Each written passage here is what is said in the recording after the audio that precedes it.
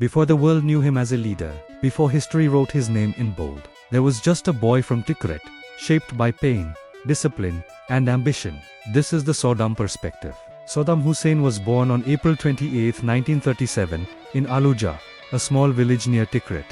Life did not welcome him gently. His father died before he opened his eyes. His mother struggled with poverty, grief, and survival. Imagine a world where your first breath is met with loss, where the very air you breathe is thick with uncertainty.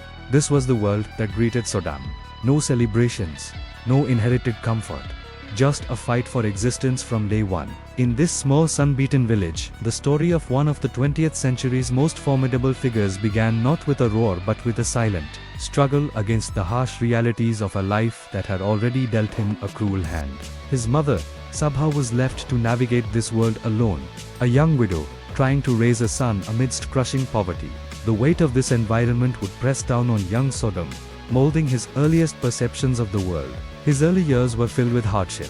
Poverty shaped his hunger for strength, fear shaped his desire for control, and the streets of Tikrit became his first classroom. In this classroom, there were no books or blackboards, only lessons taught by hunger and neglect. He learned that the world was not a nurturing place, but a competitive arena where the strong survived and the weak perished. He saw how power dynamics played out in the simplest interactions, how respect was often commanded through intimidation rather than earned through kindness. The endless stretches of desert and the dusty, unpaved roads of his village were not just a backdrop, they were a part of his identity. They taught him endurance. They taught him patience. Every sunrise over the barren landscape was a reminder that another day of struggle had begun, another day to prove he was strong enough to endure it. This wasn't a childhood of games and laughter. It was a grueling apprenticeship in survival. Saddam's mother remarried, but life did not get easier. His stepfather was strict, aggressive, and harsh. Saddam learned early. Respect is taken, now given. These wounds carved a mindset he carried all his life. The home that should have been a sanctuary became another battlefield. Accounts suggest his stepfather was abusive, treating the young boy with cruelty. This daily experience of being powerless, of being subjected to the will of another, ignited a fire within him. He began to equate kindness with weakness and authority with force. He learned that, to avoid being a victim, you had to become the one in control. These formative years, filled with physical and emotional pain, were like a blacksmith's forge, hammering his personality into a shape of hardened steel. The emotional scars left by his stepfather were deep, instilling in him a profound distrust of others and a belief that he could only rely on himself. In silence, Saddam observed everything. He rarely smiled, he rarely complained, but inside him grew an unbreakable belief. One day, I will rise. Not just for power, but for identity. He was a quiet, watchful child. While other kids played, Saddam was often alone, processing the world around him. He watched the tribal elders, the local strongmen, and the British-backed officials who represented a distant, colonial power. He was absorbing the mechanics of authority, learning who had it, how they used it, and how it affected those who didn't. This quiet observation was not passive, it was strategic. He was building a mental fortress, a place where his ambitions could grow, safe from the harshness of his external reality. He didn't dream of being rich. He dreamed of being seen, of being respected, of forging an identity so powerful that no one could ever ignore or abuse him again. This wasn't just ambition, it was a quest for self-worth. As a teenager, he developed a fearlessness that separated him from others. He admired strong leaders. He dreamed of rebuilding Iraq into a powerful Arab nation. Ambition became his oxygen, and discipline became his weapon. He was drawn to stories of great historical figures, men who had bent history to their will. He saw himself in them. His uncle Karala Talfa, a nationalist and army officer, became a significant influence, feeding his growing interest in politics and Arab nationalism. Saddam was no longer just a survivor. He was becoming a dreamer, but his dreams were not of peace and harmony. They were of strength, unity, and Iraqi sovereignty. He started to see a path forward, a way to channel his internal rage and discipline into a larger cause. The idea of a strong, independent Iraq, free from foreign influence and internal division, became his guiding star. His personal struggle for respect became intertwined with the national struggle for dignity. Books gave Saddam something that life could not: a window into power, politics, and nationalism.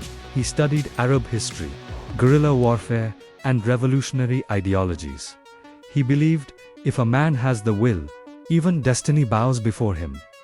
Though his formal education was delayed, he became a voracious reader. He devoured texts on military strategy, political theory, and the lives of revolutionaries. He wasn't just reading for knowledge. He was searching for a blueprint. How did revolutions succeed?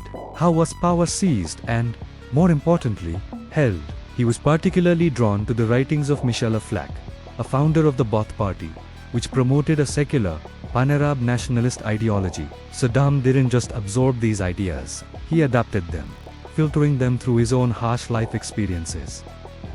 He came to believe that will, pure and unyielding, was the ultimate force. Circumstances, enemies, and even fate itself could be overcome by a person with an iron will. Saddam did not want wealth. He wanted control. He believed leadership was not kindness, but discipline, fear, and order. To him, weakness invited enemies, and strength created nations. This is a core element of his psychology. While many leaders are motivated by greed, Saddam's primary drive was an insatiable need for control. Control over his environment, control over his people, and control over his own destiny.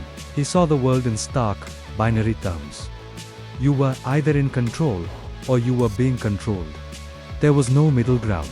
He viewed kindness and compassion as liabilities for a leader, vulnerabilities that enemies could exploit. For Saddam, a nation was like a wild horse. It couldn't be tamed with gentle whispers. It required a firm hand, a tight rein, and the ever-present threat of the whip. This philosophy, born in the trauma of his childhood, would define his entire political career. Saddam believed that a leader must be feared by his enemies, trusted by his followers, and remembered by history.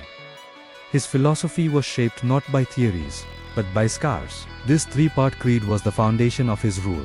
Fear was a tool to neutralize opposition and deter external threats. Trust, however, was cultivated among his inner circle and his supporters, often through patronage and by positioning himself as the sole protector of the nation. And finally, the desire to be remembered by history drove him to launch grand projects and pursue a larger-than-life legacy. He wanted to be more than just the president. He wanted to be a historical figure on par with the great leaders of Arab history like Saladin. But unlike leaders who inherit their philosophy from books, Saddam's was forged in the fire of his own experiences. Every principle was a direct response to a wound from his past. The world only sees the dictator, but few know the journey of the boy who walked alone through dust, threats, and poverty. From Tikrit to Baghdad, from nothing to absolute power. His rise was not accidental, it was intentional. Every step he took, from joining the Ba'ath Party as a young activist to his eventual seizure of power, was a calculated move. He used his fearlessness to take risks others wouldn't, his discipline to outwork his rivals, and his deep understanding of human weakness to manipulate those around him. His journey from the obscurity of a poor village to the presidential palace in Baghdad is a testament to his singular focus and relentless drive.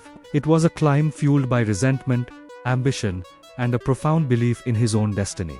To dismiss him as a mere tyrant is to miss the complexity of his character and the powerful forces that shaped him. And this is just the beginning. To understand Saddam Hussein, we must understand the mind behind the man. In the next episode, we explore the rise of Saddam, the student who became a revolutionary, and the revolutionary who became a ruler. Thank you for watching, and don't forget to subscribe for the next chapter of the story.